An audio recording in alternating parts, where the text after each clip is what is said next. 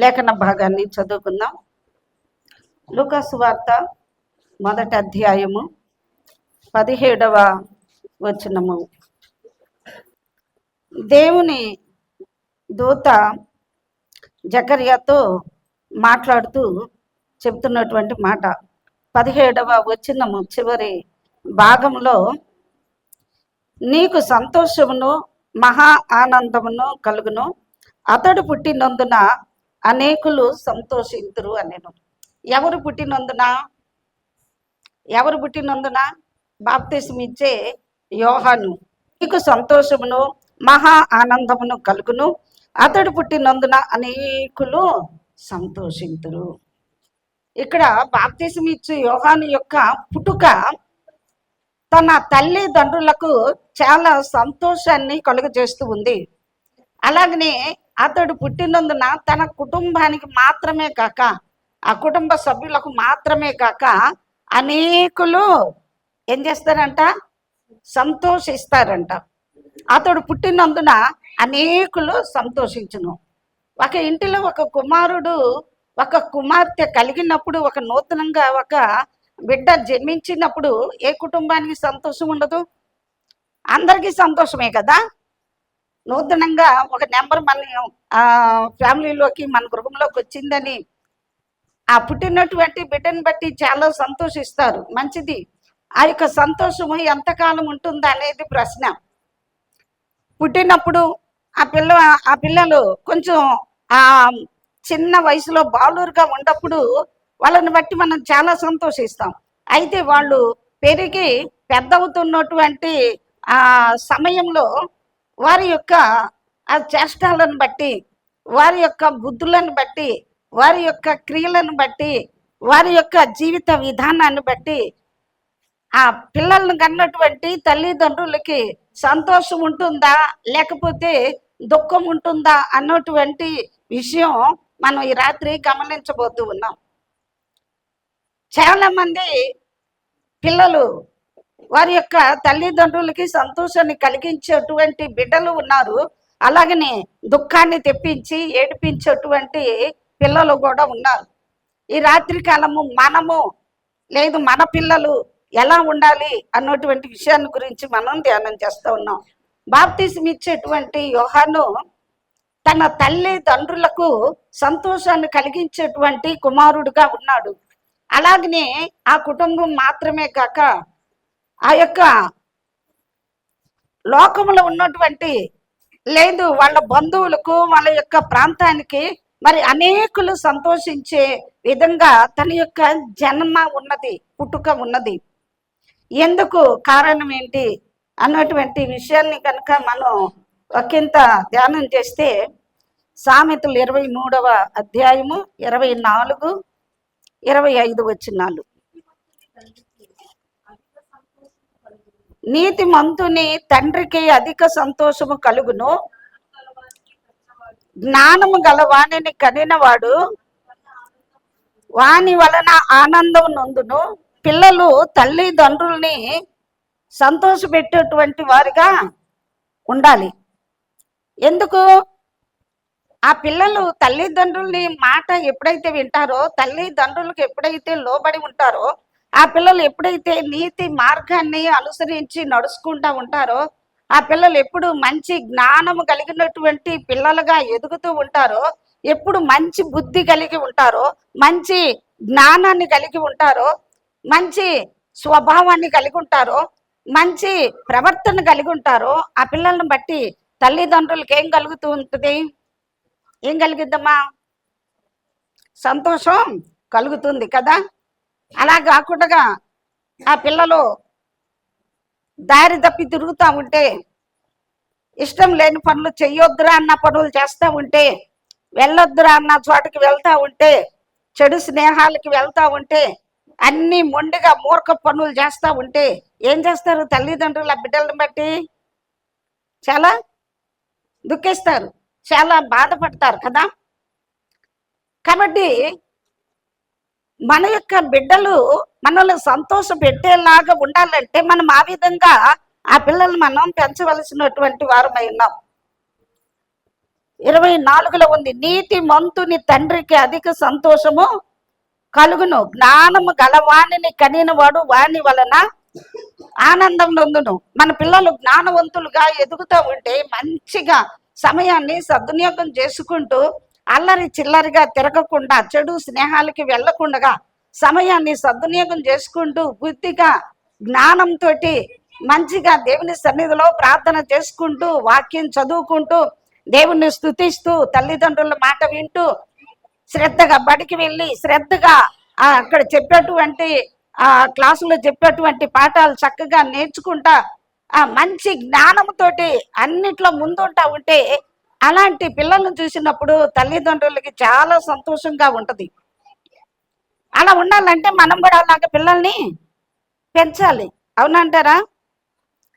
మన భక్తి ఏదో మనది, మన పనులేంటో మనకి, వాళ్ళు చిన్నపిల్లలు అని మనం వదిలేసాము అనుకోండి, మొక్క వంగందే మోనైనాక వంగరు కదా, అవునంటారా? మొక్క చిన్నగా ఉన్నప్పుడు దాన్ని నువ్వు ఎటు మర్చాలంటే అటు ఉంచుతావు, ఎక్కడ దేనికేసి కట్టాలంటే దానికేసి కడతావు, బాగుంటుంది. అది బాగా కొంచెం ముద్ద అయిపోయింది అనుకోండి, దానికి ఏం చెయ్యాలి?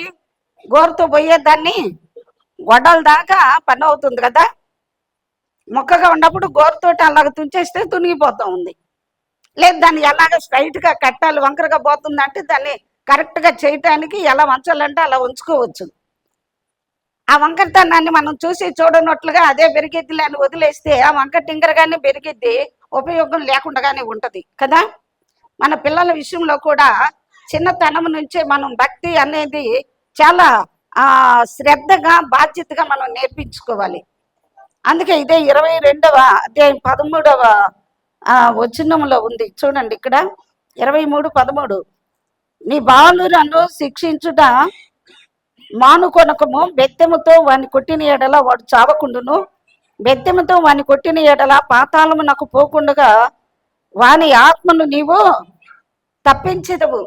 పిల్లలు ఏదన్నా అల్లరి చిల్లరి పనులు చేస్తూ ఉన్నప్పుడు, వాళ్ళు మాట విననప్పుడు బాలుర యొక్క హృదయంలో మూఢత్వం మూర్ఖత్వం అనేది అది సహజంగా ఉంటది పిల్లలకి. కానీ శిక్ష దండన వాళ్ళ యొక్క హృదయాన్ని సరిచేస్తూ ఉంటుంది, వాళ్ళ ప్రవర్తన సరిచేస్తూ ఉంటది. కాబట్టి ఆ యొక్క బాధ్యత ఎవరిదంటే తల్లిదండ్రులదే, పిల్లల్ని కరెక్ట్గా సరిగా పెంచడానికి.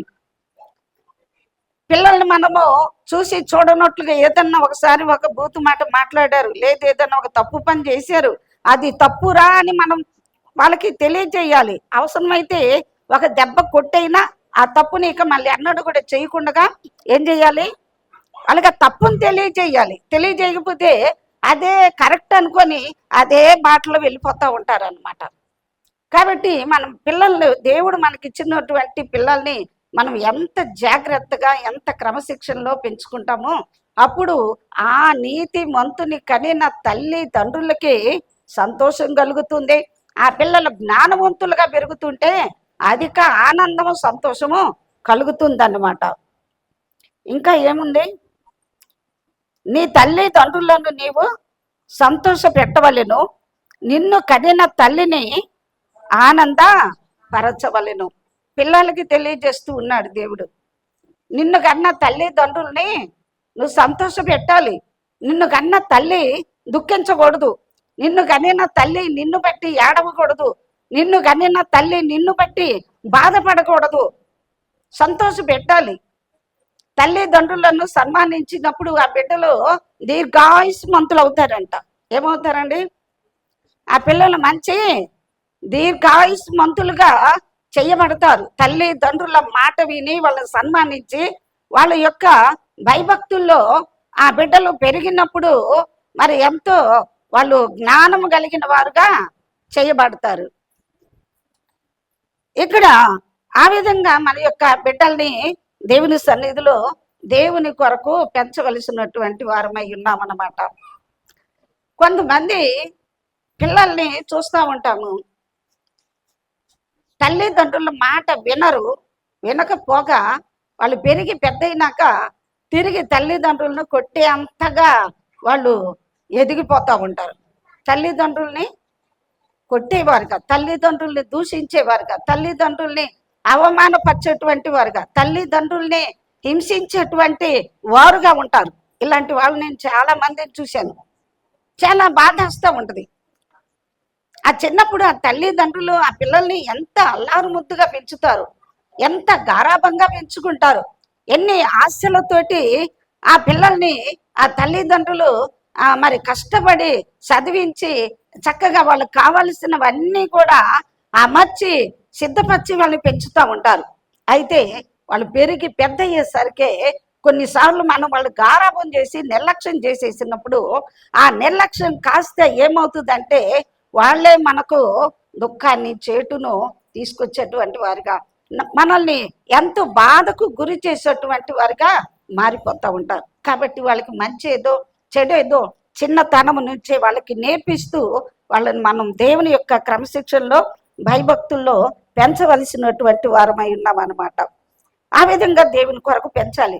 మరి ఈ యొక్క యోహానును బట్టి ఆ తల్లిదండ్రులు లేదు అనేకులు సంతోషించడానికి కారణము ఈ యొక్క కుమారుడు దేవుని యొక్క సన్నిధిలో భయభక్తులు కలిగినటువంటి వాడుగా, తల్లిదండ్రులకు విధేయత కలిగినటువంటి వాడుగా మనకు కనిపిస్తూ ఉన్నాడు. నీతిమంతునిగా, జ్ఞానవంతునిగా, విధేయుడిగా, యోగ్యుడిగా పెరుగుతున్నటువంటి ఆ పరిస్థితి మనకు కనిపిస్తుంది.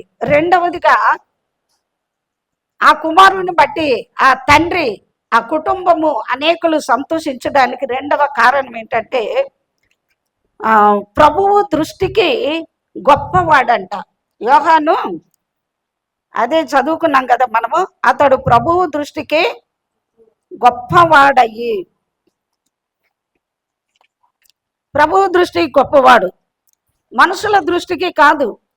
మనుషుల దృష్టికి గొప్పవారుగా ఉండాలంటే మనం ఏదన్నా వాళ్ళకి చేసినప్పుడు మనం వాళ్ళకి అన్ని విధాలుగా అనుకూలంగా ఉంటే మనల్ని గొప్పగా పొగడవచ్చు, మనల్ని కనపరచవచ్చు.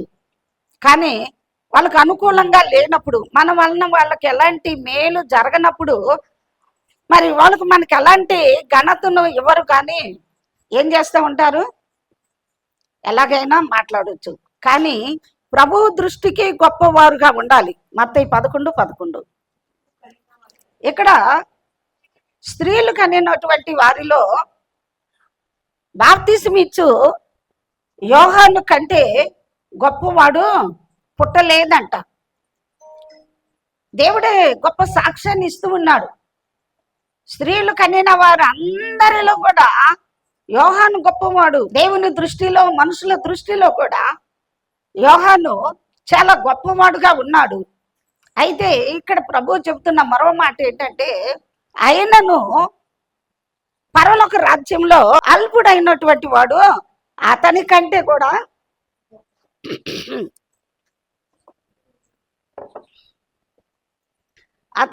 కూడా గొప్పవాడంట. ఎలాగా? ప్రభు చెప్తున్నాడు యోహాను గొప్పవాడని. మరి పరలోక రాజ్యంలో అల్పుడైన వాడు అతని కంటే కూడా గొప్పవాడు అని చెప్పేసి చెబుతూ ఉన్నాడు. యోహాను ప్రవక్తలలో చివరి ప్రవక్త. పాత నిబంధన గ్రంథంలో ప్రవక్తలందరూ కూడా యేసు ప్రభువును గురించి ప్రవచిస్తూ వచ్చారు. ఆయన యొక్క రాకను గురించి, ఆయన యొక్క జననం గురించి, ఇదిగో మెస్సియ వస్తాడు, తన ప్రజలను విమోచిస్తాడు, తన ప్రజలను రక్షిస్తాడు అని చెప్పి అనేక మంది ప్రవక్తలు ఆ పరిశుద్ధ బైబిల్ గ్రంథంలో, పాత నిబంధన గ్రంథంలో తెలియజేస్తూ వచ్చారు. అయితే ఈ చివరి ప్రవక్త అయినటువంటి ఈ యొక్క బాప్తిసం ఇచ్చే యోహాను స్వయంగా ప్రభువును చూస్తూనే ప్రవచిస్తూ ఉన్నాడు. ప్రభువును చూస్తూనే యేసు ప్రభువును గురించి ప్రకటిస్తూ ఉన్నాడు. ఏమని? ఇదిగో లోక పాపములు మోసుకొని పోయే దేవుని యొక్క గొర్రెపిల్ల అని చెప్పి ప్రకటిస్తూ ఉన్నాడు. ఆయన గొప్పవాడని చెప్పి, ఆయన తన ప్రజలను విడిపించడానికి, రక్షించడానికి, విమోచించడానికి వచ్చాడు అని చెప్పి ఇక్కడ యోహాను తెలియజేస్తా ఉన్నాడు. ప్రభువును చూస్తూ ప్రకటిస్తా ఉన్నాడు. అయితే మరి పరలోక రాజ్యములో అల్పుడు గొప్పవాడు ఏంటంటే, ఈ యోహాను చనిపోక ముందు యేసు ప్రభు మరణం గురించి తెలియదు యోహాన్కి. యేసు ప్రభు యొక్క ఆరోహణం గురించి, పునరుద్ధానం గురించి తెలియదు, ఆరోహణం గురించి తెలియదు. అలాగనే పరిశుద్ధాత్మ దిగి రావటం కూడా ఈ యొక్క యోహాన్కి తెలియదు. ఎందుకంటే యేసు ప్రభు చనిపోక ముందే ఈ బాప్తిసం ఇచ్చే యోహాను చనిపోవడం జరిగింది. ఆయనకు యేసు ప్రభు శిలువ మరణము, ఆయన పునరుద్ధానము, ఆయన యొక్క ఆరోహణము, పరిశుద్ధాత్మ యొక్క కుమ్మరింపును గురించి యోహానికి తెలియదు. కానీ నీకు, నాకు, మనకందరికీ కూడా యేసు ప్రభువు రక్షకుడని తెలుసుకొని ఆయన మరణమునందు, ఆయన పునరుద్ధానమునందు, ఆయన యొక్క ఆరోహణమునందు ఆయన కుమ్మరించిన ఈ పరిశుద్ధాత్మ, ఆ యొక్క కుమ్మరింపు, ఇవన్నీ కూడా నమ్మి రక్షించబడి ఆయన బిడ్డలుగా, ఆయన కుమారులుగా, కుమార్తెలుగా ఆ పరలోక రాజ్యంలోనికి వారసులుగా చేయబడ్డాము. కనుక ఈ విధంగా క్రీస్తు శిలువ మరణ బలియాగమును విశ్వసించి రక్షించబడి ఆయన పునరుద్ధానములో పాలి భాగస్థులుగా మనము చేయబడి ఆయన పరిశుద్ధాత్మ శక్తితో మనము నింపబడి ఆయన ఏ విధంగా అయితే ఆరోహణమై వెళ్ళారో మరలా ఆయన తిరిగి రాబోతున్నాడని విశ్వసించి ఎదురు చూస్తూ నిరీక్షణ మనం కలిగి ఉన్నాము. కాబట్టి యోహాను కంటే కూడా గొప్పవారు.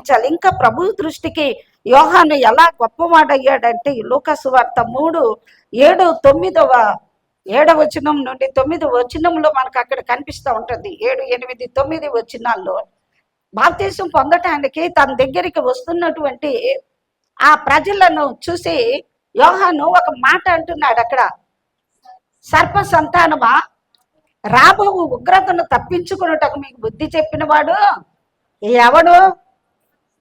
మారు మనసునకు తగిన ఫలములు ఫలించండి. ఇదిగో ఇప్పుడే గొడ్డలి చెట్టు వేరున ఉంచబడి ఉన్నది, మంచి ఫలములు ఫలింపని ప్రతి చెట్టు కూడా నరకబడి అగ్నిలో వేయబడుతూ ఉంది. మారు మనసు లేకుండా ఏదో నీళ్ళల్లో మునుగుదామన్నట్టుగా ఆ బాప్తిసం తీసుకుంటే దానిని బట్టి వాళ్ళకు ఉపయోగం ఉండదు, అలాగనే ఆ రక్షణ పొందుకుంటున్నామన్న వాళ్ళకు కూడా ఉపయోగం ఉండదు. కానీ ఇక్కడ మారు మనసుకు తగినటువంటి, రక్షించబడినటువంటి వారు ఏం చేయాలంట? మారు మనసుకు తగినటువంటి ఫలాలు ఫలించాలి. నిర్మోహమాటంగా వాక్యాన్ని ముఖం మీద కొట్టినట్లుగానే బోధిస్తున్నాడు. దేవుని వాక్యము ఉన్నది ఉన్నట్లుగానే బోధించాలి. దేవుడు ఏమి చెప్పమన్నాడో చెప్పమన్నట్లుగానే చెప్పాలి. కానీ అందులో ఏమనుకుంటారో, ఏం చేస్తారో అనేటువంటి భయాలు ఉండకూడదు.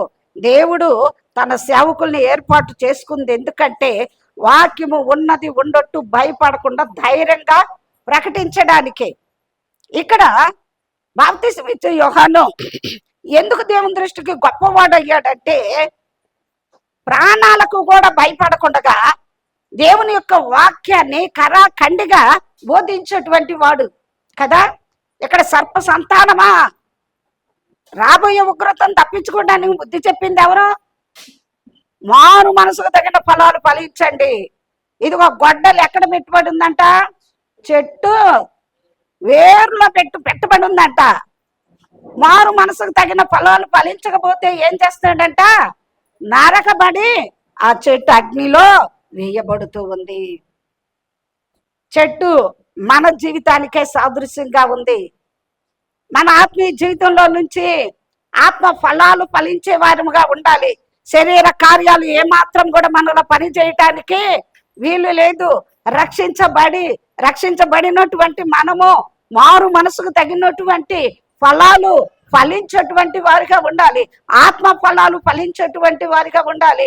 గలతీ పత్రిక 5:22లో రాయబడి ఉంటది, ప్రేమ, సంతోషము, సమాధానము, దీర్ఘశాంతము, దయాలుత్వము, మంచితనము, విశ్వాసము, సాత్వికము, హాస్య నిగ్రహము, ఈ 9 ఫలాలు కూడా మనలో ఫలించాలి. ఇవే ఆత్మ ఫలాలంటే ఇవే. ఈ ఆత్మ ఫలాలు ఎప్పుడైతే మనం ఫలిస్తామో అప్పుడు దేవుడు మనలో ఉన్నాడు, మనము దేవుల్లో ఉన్నాము. నాలో నిలిచి ఉండని ప్రతి తీగ కూడా తీసి పారవేయబడి మనుషులు అట్టి వాటిని తీసుకొని ఏం చేస్తారంట, అగ్నిలో పడవేస్తారంట. మనం ఎప్పుడైతే దేవుల్లో నిలిచి ఉంటామో, అంటే దేవుని యొక్క వాక్యంలో నిలిచి ఉంటామో, దేవుని సహవాసంలో నిలిచి ఉంటామో, దేవుని యొక్క ప్రార్థనలో నిలిచి ఉంటామో, ఆయన కొరకు మనం ఎప్పుడైతే ఆత్మ ఫలములు ఫలిస్తూ ఉంటామో, ఆ ఫలింపును బట్టి దేవుడు మనల్ని బట్టి సంతోషిస్తాడు, దేవుడు మహిమపరచబడతాడు. అప్పుడు మనము దేవుని దృష్టిలో గొప్పవారుగా ఉంటాము, మనుషుల దృష్టిలో కూడా గొప్పవారుగా ఉంటాము. తప్పును తప్పుగా ఖండిస్తూ ఉన్నాడు. హేరోదు తప్పు చేసినప్పుడు కూడా హేరోది అని ఖండించాడు కదా. నీవు నీ సహోదరుని భార్య అయినటువంటి ఆమెను ఉంచుకొనటానికి న్యాయమో కాదు, అది దేవుని దృష్టికి చాలా గొప్ప పాపం. ఆయన రాజు కావచ్చు, మంత్రి కావచ్చు, లేకపోతే ఎవరైనా కావచ్చు, తప్పును తప్పుగానే ఖండించాలి. అలా ఖండించినందుకే ఏం చేయబడ్డాడు, బాప్తిసం ఇచ్చే యోహాను ఏం చేయబడ్డాడు, శిరచ్ఛేదనం చేయబడ్డాడు. దేవుని కొరకు ఏదైనా సరే ఎదుర్కోవటానికి, చివరికి హతసాక్షులు అవటానికైనా కూడా ధైర్యంగా సిద్ధపడి దేవుని యొక్క మాటను ప్రకటించాలి. అలాగనే దేవుని వాక్యాన్ని కూడా వింటున్న వారు భయభక్తులతోటి తీసుకొని ఆ వాక్యము మనలో పనిచేసినప్పుడు, ఆ వాక్యం ప్రకారంగా మనం జీవించినప్పుడు అది మనకెంతో ఆశీర్వాదం, ఎంతో దీవెన. మనల్ని బట్టి అనేకులు దేవుని మహిమపరచడానికి, మనల్ని బట్టి అనేకులు దేవుని దగ్గరికి రావడానికి, మనల్ని బట్టి అనేకులకు మనము దేవుని చూపించేటువంటి మాదిరికరమైన జీవితాన్ని జీవించడానికి అవకాశం ఉంటుంది. మూడవదిగా చూస్తే, పుట్టినప్పటి నుంచి పరిశుద్ధాత్మతో నిండుకొనినవాడంట. 1:16 తన తల్లి గర్భమున పుట్టినది మొదలుకొని పరిశుద్ధాత్మతో నిండుకొనినవాడంట. పుట్టినప్పటి నుంచే పరిశుద్ధాత్మతోటి నిండుకొనినటువంటి వాడుగా ఉన్నాడు. దేవుని ఆత్మ మనలో ఉన్నప్పుడు ఆ పరిశుద్ధాత్మ మనల్ని సరైనటువంటి క్రమమైనటువంటి భక్తి జీవితంలోకి, క్రమమైనటువంటి మార్గంలోనికి ఆత్మ నడిపిస్తూ ఉంటాడు.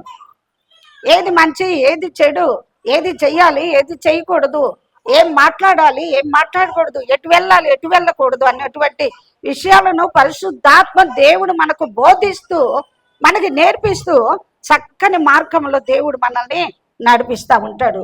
పోతే 4వదిగా అనేకులను ప్రభు వైపుకే తిప్పుతాడంట.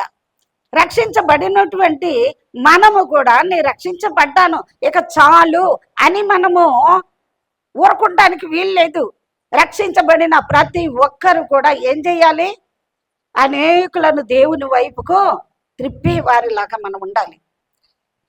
అవిధేయులను నీతి మంతుల మార్గమును అనుసరించుటకును, అవిధేయులైనటువంటి పిల్లలను తండ్రుల హృదయము పిల్లల తట్టుకును, అవిధేయులను నీతి మంతుల మార్గమును అనుసరించుటకును వారి హృదయాలను ప్రభు తట్టు త్రిప్పేవాడుగా ఉన్నాడు ఈ యొక్క యోహాను. అందుకే అతనిని బట్టి అనేకులు సంతోషించగలుగుతూ ఉన్నారు కదా. మన కళ్ళ ముందు ఎంతమంది అవిధేయులుగా జీవిస్తున్నారండి. మన కళ్ళ ముందు ఎంతమంది పాపంలో జీవిస్తూ ఉన్నారు, లోకంలో శాపంలో జీవిస్తూ ఉన్నారు. ఎంతమంది అనేకులకు దుఃఖాన్ని కలిగించేటువంటి వారుగా, బాధ కలిగించేటువంటి వారుగా, అటు తల్లిదండ్రులని, ఇటు ఆ ఇరుగు పొరుగు వాళ్ళకి, ఇంకా అనేకులకు వాళ్ళు వెళ్ళిన ప్రతి చోట కూడా ఏం చేస్తూ ఉంటారు, చాలా మంది దుఃఖాన్ని కలిగించేటువంటి అలాంటి అవిధేయులను, అలాంటి మూర్ఖులను, అలాంటి లోకంలో పాపంలో జీవిస్తున్న వారిని ఈ నీతి మంతుని యొక్క మార్గము, దేవుని మార్గములోనికి నడిపిస్తూ తల్లిదండ్రులకు మరి చక్కగా విధేయులుగా ఉండున్నట్లుగా, దేవుని అనుసరించినట్లుగా, దేవుని జ్ఞానంలో నడుచుకునే విధంగా అనేకులను దేవుని వైపుకు తిప్పితే అలాంటి వారికి ఒక బిరుదు కూడా ఉంది. ఏమని, అందరూ బుద్ధిమంతులైతే ఆకాశం అందరూ నక్షత్రముల వల్లే ఉంటారంట. ఎవరైతే తప్పిపోయారో, లేదు దేవునికి దూరంగా జీవిస్తున్నారో, వాళ్ళని దేవుని తట్టుకు త్రిప్పితే వాళ్ళు ఆకాశంలో నక్షత్రాల్లాగా ప్రకాశిస్తూ ఉంటారంట. అంతేకాదు ఆ పత్రిక పాఠాల్లో కూడా ఉంటది, మీరు జీవవాక్యమును చేత పట్టుకొని లోకంలో మీరు జ్యోతుల్లాగా కనిపించాలంట. ఈ జీవవాక్యాన్ని చేత పట్టుకోవడం అంటే ఆ యొక్క వాక్యాన్ని మన నోట మన హృదయంలో పెట్టుకొని ఆ వాక్యాన్ని మనం ఎక్కడికి వెళ్ళినా, ఎవరిని కలిసినా, ఎవరితో మాట్లాడుతున్నా, ఎవరితో మనం సంభాషణ చేస్తున్నా వాళ్ళందరూ కూడా దేవుని గురించి మనము తెలియజేసే వాళ్ళకు ఉండాలి. ఏదో ఒక మాట అయినా సరే వాళ్ళ హృదయంలో పని చేస్తే వాళ్ళు మంచి మార్గంలో నడుచుకుంటారు. వాళ్ళు మంచి మార్గంలోకి వచ్చినప్పుడు, వాళ్ళు రక్షించబడినప్పుడు అది వాళ్ళ కుటుంబానికి సంతోషము, అనేకులకు సంతోషము. వాళ్ళ ద్వారా వాళ్ళు ఇతరులకు ప్రయోజనకరంగా ఉంటారండి. ఇతరులకు దీవెనకరంగా, ఇతరులకు మేలుకరంగా ఉంటారు. అటువంటి వారిగా మార్చాలి. ఐదవది, తగ్గింపు కలిగినటువంటి వాడు. ఏంటంట 3వ అధ్యాయం 3వ వచనం చూద్దామా. లూకాసు వార్త 3:3. ఎంతగా ఆయన తగ్గించుకుంటున్నాడో చూడండి. ఇక్కడ అందరూ అనుకుంటున్నారంట 15వ వచనంలో, ప్రజలు కనిపెట్టుచు ఇతడు క్రీస్తు అయ్యుండునేమో అని అందరిని యోహానునికి వచ్చి తమ హృదయాలలో ఆలోచించుకొనుచుండగా, యోహాను, నేను నీళ్ళలో మీకు బాప్తిసం ఇచ్చుచున్నాను, అయితే నాకంటే శక్తిమంతుడు ఒకడు వచ్చుచున్నాడు, ఆయన చెప్పుల వారు విప్పుటకు నేను పాత్రుడను కాను. ఎంతగా తగ్గించుకుంటున్నాడు చూడండి. అందరూ ఏమనుకుంటున్నారు? ఆయన చెప్పే వాక్య విధానమును బట్టి, ఆయన జీవిత విధానాన్ని బట్టి, ఆయన యొక్క బోధన బట్టి, ఆయన చేస్తున్నటువంటి ఆ పరిచర్య అంతటిని బట్టి ఈయనే క్రీస్తు అయి ఉంటాడేమో, ఈయనే యేసుప్రభు ఏమో అని అనేకులు అనుకుంటా ఉంటే వెంటనే చెబుతున్నాడు, నేను కాను, నేను క్రీస్తును కాను, నేను ఆయన మార్గాన్ని సరళం చెయ్యడానికి పంపబడినటువంటి ఆయనను గురించి ప్రకటించి ఒక శబ్దాన్ని మాత్రమే. దేవునికి స్తోత్రం, హల్లెలూయా. ఏంటంట? నేను ఒక శబ్దాన్ని మాత్రమే. శబ్దానికి రూపం ఉంటుందండి? శబ్దానికి రూపం ఉంటుందా? శబ్దం కనిపిస్తుందా? అంటే తాను ఎంతగా తన్ను తాను మరుగు చేసుకుంటున్నాడు చూడండి. ఇతడే క్రీస్తేమో అని జనాలు అనుకుంటా ఉంటే, నేను క్రీస్తును కాదు, నేను ఒక శబ్దాన్ని, అరణ్యములో కేకవేయు ఒక శబ్దాన్ని మాత్రమే అని చెప్పి తన్ను తాను తగ్గించుకుంటూ ఉన్నాడు. ఇంకా అంటున్నాడు కదా, ఆయన చెప్పుల వారు విప్పటానికి, ఆయన చెప్పులు మోయటానికి కూడా నేను ఏ మాత్రం కూడా అర్హుడే కాదు. కేవలం ఆయన మార్గం సరళం చేయటానికి మాత్రమే నేను పంపబడ్డాను. తగ్గింపు. కొన్నిసార్లు మనల్ని మనము ఎక్కువగా చూపించుకోవాలనుకుంటాం. మనం ఏదన్నా ఒక పని చేసినప్పుడు, మనం ఏదన్నా మాట్లాడుతున్నప్పుడు, మన ద్వారా ఏదన్నా ఒక కార్యము జరుగుతూ ఉన్నప్పుడు దానిని మనల్ని మనము చూపించుకోవాలనుకుంటాం. ఇది నేనే చేశాను, ఇది నా వల్లే జరిగింది, ఇది నేనే అన్నట్లుగా మన గురించి మనము చెప్పుకున్నటువంటి ఆశను కలిగి ఉంటాం. మనల్ని చూపించుకోవాలి, మనల్ని గురించి మనం చెప్పుకోవాలి అన్నటువంటి ఓ మనసు మనం కనిపించాలని చెప్పి అనుకుంటాం. అలా అనుకున్నప్పుడు మనకి ఎలాంటి ప్రతిఫలమో రాదు. ఎప్పుడైతే మనల్ని మనము సంపూర్ణంగా తగ్గించుకుంటామో, మనం మరుగైపోతామో, మనం దాచబడతామో, మనం మరుగులో ఎప్పుడైతే ఉంటామో, లేదు మనల్ని గురించి ఎదుటి వారు మనల్ని గురించి గొప్పగా చెప్పుకున్నప్పుడు, మనల్ని గురించి ఎదుటి వారు సాక్ష్యం ఇస్తున్నప్పుడు అది మనకు ఎంతో గొప్పగా ఉంటుంది, అది ఎంతో ఆశీర్వాదంగా ఉంటుంది. అర్థమవుతుందా? కాబట్టి దేవుని సన్నిధిలో మనల్ని మనము ప్రతి విషయంలో కూడా తగ్గించుకోవాలి. తను తాను తగ్గించుకునేవాడు హెచ్చించబడతాడు, హెచ్చించుకునేవాడు తగ్గించబడతాడు. మనల్ని మనం హెచ్చించేసుకున్నాం అనుకోండి, ఇక దేవుని దగ్గర నుంచి ఎలాంటి హెచ్చింపు, దేవుని దగ్గర నుంచి ఎలాంటి ప్రతిఫలం మనకు రాదు. మనం ఎంతగా తగ్గించుకుంటామో, మనం ఎంత మరుగై ఉంటామో, మనం చేసే ప్రతి మంచి పని, మనం చేసే ప్రతి గొప్ప పని, మనం చేసే ప్రతి కార్యము అది మనుషులకు కనిపిస్తుంది, దేవునికి కూడా కనిపిస్తుంది. దేవుడు మనల్ని గురించి సాక్ష్యం ఇచ్చినప్పుడు ఆ యొక్క దాని విలువ ఎంతో గొప్పగా ఉంటుంది. అలా కాకుండా మనం చెయ్యొచ్చు, మంచి పనులు మనం చెయ్యొచ్చు, మంచి కార్యాలు చెయ్యొచ్చు, కానీ ఆ మంచి కార్యాన్ని ఎదుటి వారు దేవుడు దాకా వెళ్లకుండా మనమే చెప్పేసుకున్నాం అనుకోండి, మనమే చూపించేసుకున్నాం అనుకోండి, మనల్ని మనమే తెలియజేసుకున్నాం అనుకోండి, దానికి ప్రతిఫలం అనేది ఉండదు. ఇంకా తర్వాత 6వదిగా చూస్తే యోహాను సువార్త 5:35 వ్రాయబడి ఉంటది. యోహాను మండుచు ప్రకాశించుచున్నటువంటి దీపమైనట్టున్నాడంట. ఏం చేయబడుతూ ఉన్నాడు? మండుతూ ఉన్నాడు. దేవుని కొరకు మండేవాడుగా మనకు కనిపిస్తా ఉంది. దేవుని బిడ్డలమైన మనము కూడా ఎల్లప్పుడూ కూడా దేవుని యొక్క ఆత్మతో మండించబడే వారుగా, దేవుని యొక్క వాక్యం చేత మండించే వారుగా, మనము దేవునిలో ఉజ్జీవింపబడుతూ, మనము దేవుని యొక్క శక్తితో నింపబడుతూ, మనము దేవుని సన్నిధిలో బలపడుతూ, మనము దేవుని కొరకు వెలుగుతూ అనేకులు వెలిగించే వారిగా, మనం మండుతూ అనేకుల్ని మండించే వారిగా ఉండాలి. అందుకే అతడు పుట్టినందున అనేకులు సంతోషించారు. దేవునికి స్తోత్రం, హల్లెలూయా. ఇక్కడ బాప్తీసం ఇచ్చే యోహాను యొక్క పుట్టుక తన తల్లిదండ్రులకు, అంతేకాదు అనేకులకు సంతోషాన్ని కలిగించింది. రెండవ వ్యక్తి ఎవరంటే ఇస్సాకు మనకు కనిపిస్తా ఉన్నాడు. ఈ ఇస్సాకు అనే పేరుకి అర్థం ఏంటి? నవ్వు అన్న అర్థం. ఇస్సాకు అంటే నవ్వు. నవ్వు అంటే ఎప్పుడు నవ్వుతాం? సంతోషం కలిగినప్పుడే నవ్వుతాం కదా. అంటే ఇస్సాకు ఆ కుటుంబంలో జన్మించటం బట్టి ఆ యొక్క తల్లిదండ్రులకు, ఇంకా అనేకులకు ఇస్సాకును బట్టి కూడా సంతోషము, ఆనందం అనేది కలుగుతూ వచ్చింది. ఎందుకంటే ఇస్సాకు జీవితం కూడా ఎంతో పరిశుద్ధమైనది, ఎంతో యోగ్యమైనది, ఎంతో విధేయత కలిగినటువంటి వాడుగా ఇస్సాకు కూడా మనకు కనిపిస్తూ ఉన్నాడు. ఈ ఇస్సాకు ఎంత విధేయత చూపించాడంటే, తన తండ్రి కాళ్ళు చేతులు కట్టేసి ఆ యొక్క బలిపీఠం మీద పెట్టి దహన బలికి అర్పించడానికి తండ్రి సిద్ధపడే అంత వరకు కూడా విధేయత చూపిస్తానే ఉన్నాడండి. ఎంత విధేయత కదా. తండ్రి